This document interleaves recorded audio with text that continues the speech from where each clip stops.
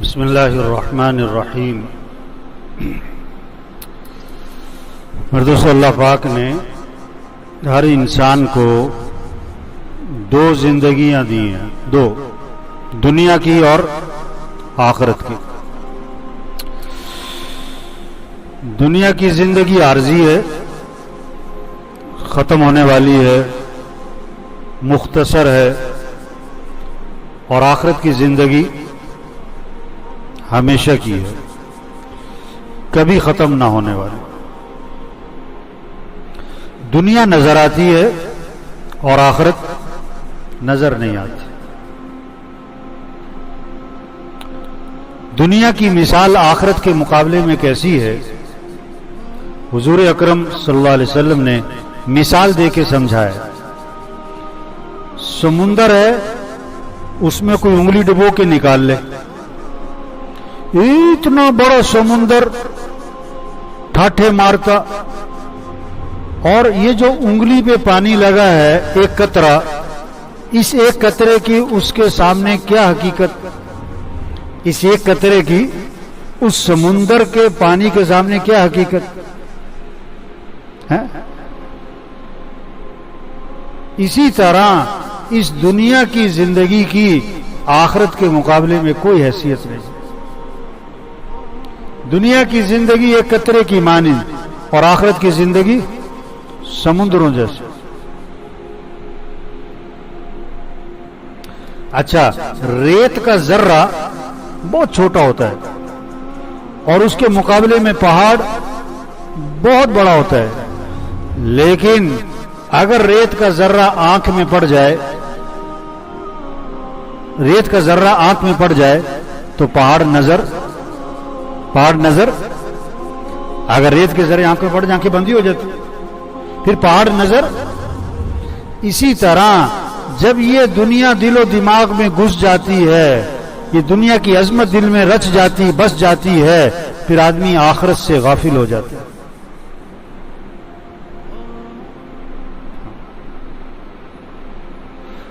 حضور اکرم صلی اللہ علیہ وسلم تشریف لے جا رہے تھے، کوڑے کا ڈھیر آیا، کوڑے کا ڈھیر۔ تو جو نفیس الطبع آدمی ہوگا وہ کوڑے کے پاس سے کیا کرے گا؟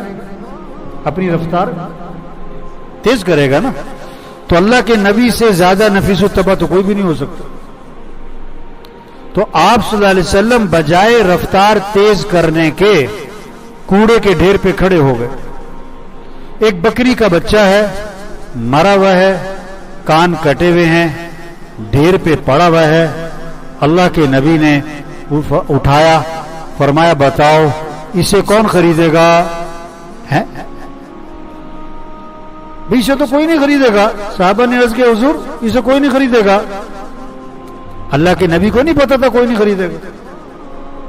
اللہ کے نبی ایک بات سمجھانا چاہتے تھے، ایک پیغام دینا چاہتے تھے دنیا کے انسانوں کو، ایک پیغام دینا چاہتے تھے۔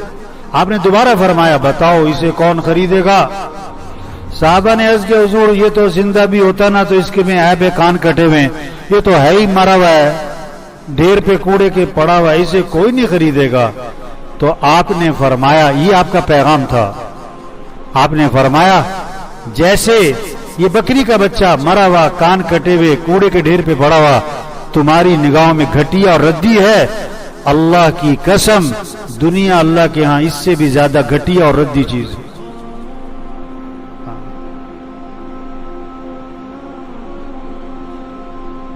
تو دنیا اصل نہیں ہے بھائی، وہ اصل آخرت ہے۔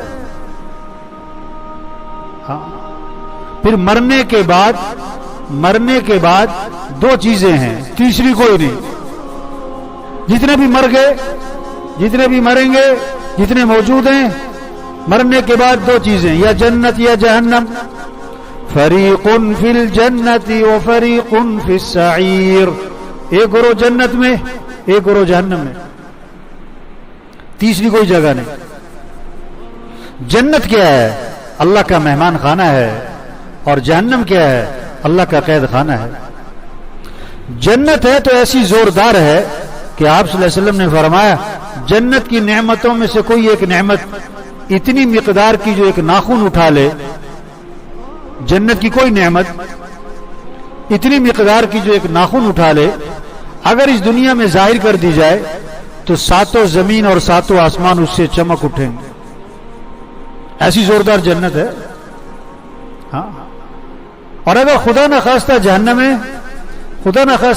ہے تو آپ نے فرمایا کہ سب سے چھوٹا عذاب، ہلکا عذاب، آگ کے جوتے پہنائے جائیں گے اور اس سے دماغ ایسے کھولے گا جیسے ہنڈیا میں پانی کھولتا ہے، اور وہ یہ سمجھ رہا ہوگا کہ جہنم کا سب سے سخت عذاب مجھے دیا جا رہا ہے، حالانکہ وہ سب سے ہلکا عذاب ہوگا. کامیاب کون ہے اور ناکام کون ہے؟ ساری دنیا کے انسان کامیابی چاہتے ہیں. آپ کو دنیا میں کوئی ایسا انسان نہیں ملے گا جو ناکام ہونا چاہتا ہو. بڑے بڑے گھر کیوں بنا رہے ہیں؟ کامیابی ملے. بڑے بڑے کاروبار کیوں کر رہے ہیں؟ کامیابی ملے. یہ لمبی لمبی میٹنگیں کیوں ہو رہی کہ کامیابی ملے؟ کامیابی کیا ہے اور ناکامی کیا ہے؟ اس کو اللہ نے قرآن میں واضح کیا ہے. اپنی عقل سے نہ طے کریں. ہماری عقل ناقص ہے، ہماری سمجھ ناقص ہے. اللہ کا علم کامل ہے. اللہ نے بتایا کامیابی کیا ہے، اللہ نے بتایا ناکامی کیا ہے. فَمَنْ زُحْزِحَ عَنِ النَّارِ وَأُدْخِلَ الْجَنَّةَ فَقَدْ فَازَ. جو جہنم سے بچا لیا گیا اور جنت میں داخل کر دیا گیا وہ کامیاب ہو گیا. یہ کامیابی ہے. دنیا کا بادشاہ تھا، مر کے جہنم میں گیا، ناکام ہے. دنیا کا فقیر تھا، مر کے جنت میں گیا، کامیاب ہے. زندگی جیل کی کوٹری میں گزاری، مر کے جنت، یہ کامیاب ہے. زندگی بادشاہت کے تخت پہ گزاری، مر کے جہنم، یہ ناکام ہے. اس کو سمجھیں. کامیابی کس کا نام ہے؟ کامیابی اللہ فرما رہے ہیں وَرِضْوَانٌ مِّنَ اللَّهِ أَكْبَرُ ذَلِكَ هُوَ الْفَوْزُ الْعَظِيمُ. اللہ کو راضی کرنا یہ بہت بڑی بات ہے اور یہی تو سب سے بڑی کامیابی ہے. اللہ جس سے راضی ہے یہ کامیاب ہے. سائیکل پر ہے، موٹر سائیکل پر ہے، گاڑی پر ہے، جہاز پر ہے، 2 مرلے کے مکان میں ہے، 4 کنال کے بنگلے میں ہے. اللہ راضی ہے تو یہ کامیاب. اگر اللہ ناراض تو ناکام. یہ اللہ کامیابی ناکامی کے مفہوم کو بتا رہے ہیں قرآن میں. وَمَن يُطِعِ اللَّهَ وَرَسُولَهُ فَقَدْ فَازَ فَوْزًا عَظِيمًا. جو اللہ کی مانے گا، جو اللہ کے رسول صلی اللہ علیہ وسلم کی مان کے چلے گا، اللہ فرما رہے ہیں اس کو سب سے بڑی کامیابی مل گئی.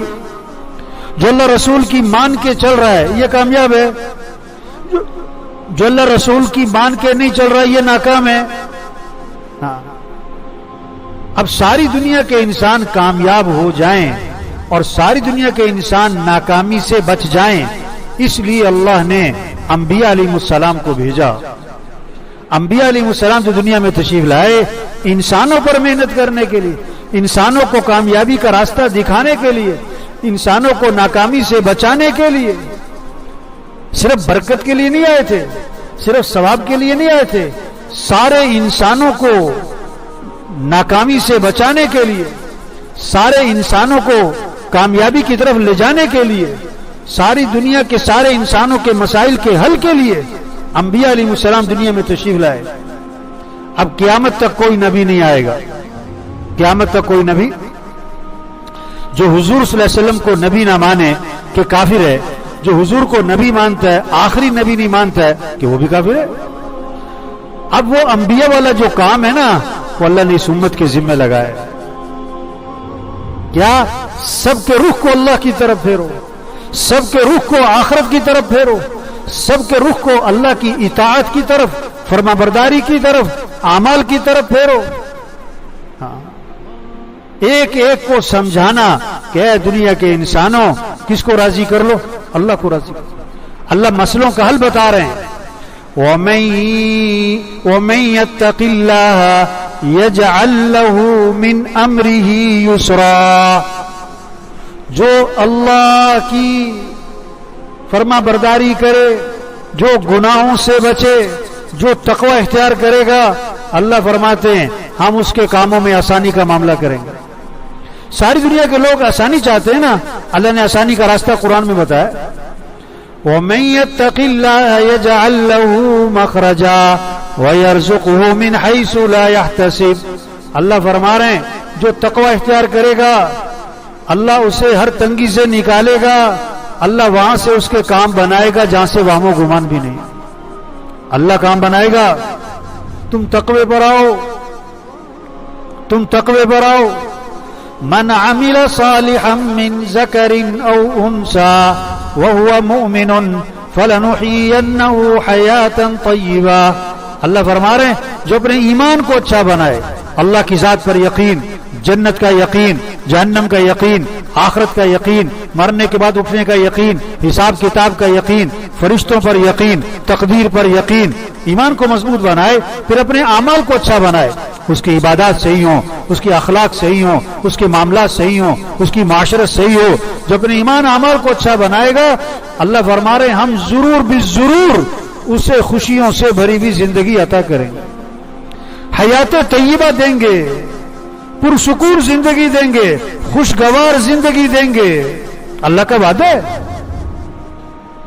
اور دھمکی بھی دی اللہ نے قرآن میں، من اعرض عن ذکری فإن له معیشة ضنکا ونحشره يوم القیامة اعمى قال رب لما حشرتني اعمى وقد كنت بصيرا قال كذلك أتتك آياتنا فنسيتها وكذلك اليوم تنسى۔ اللہ فرما رہے ہیں جو میرے دین سے اعراض کرے گا میں اس کی زندگی کو اس پر تنگ کر دوں گا، مال ہوگا، چیزیں ہوں گی، عہدے ہوں گے، سکون نہیں ہوگا، بڑے بڑے گھر ہوں گے، سکون نہیں ہوگا، 10 لاکھ کا بیڈ ہوگا، مزے کی نیند نہیں ہوگی، دوائیاں ہوں گی، صحت نہیں ہوگی، ہاں لاکھوں کروڑ روپے شادیوں پہ خرچ ہوں گے لیکن گھر آباد نہیں ہوں گے، محبتیں نہیں ہوں گی۔ یہ اللہ نے دھمکی دی ہے جب میرے دین سے اعراض کرو، جب نمازوں میں غفلت، رمضان ہے روزوں میں غفلت، قرآن سے غفلت، اللہ سے غفلت، دین سے غفلت، تو کیا ہوگا پھر کہ اللہ فرماتا ہے میں زندگی کو تنگ کر دوں گا۔ یہ تو دنیا میں پریشانیاں، بے چینیاں، مسائل، گھر گھر مسائلستان بنے گا، گھر گھر مسائلستان بنے گا، میاں بیوی میں نفرتیں، بھائی بھائی میں جھگڑے، ہاں اور پھر کیا ہوگا قیامت کے دن اس کو اندھا کر کے اٹھاؤں گا، وہ کہے گا کہ اللہ میں تو آنکھوں والا تھا مجھے اندھا کیوں کر دیا؟ اللہ فرمائیں گے تجھے میری باتیں سنائی جاتی تھی، میری آیات سنائی جاتی تھی، تو سنتا نہیں تھا، آج میں تیری نہیں سنتا۔